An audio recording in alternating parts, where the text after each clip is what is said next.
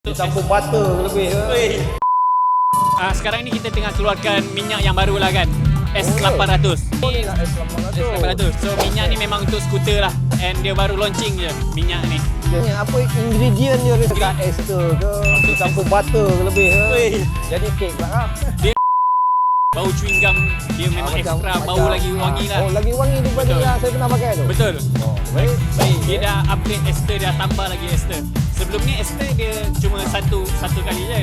Tapi yang ni dia upgrade ke 3 kali ester. Oh, maknanya kandungan ester dalam minyak Betul. 800 macam 3 kali ganda yang lama. Betul. Dia lagi up lagi. So performance pun lagi up lah. And then untuk S800 ni dia 1.5 liter. Dia memang sesuai untuk X-Max lah.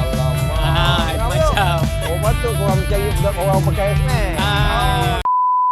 So, untuk korang yang dapatkan Dash Oil ataupun nak dapatkan brand yang baru, S800 ni adalah brand yang baru daripada Dash Oil. So, pastikan follow rapat-rapat Dash Oil, makin panas makin ringan. Terima kasih. Okey, kita support Dash Oil. Terima kasih.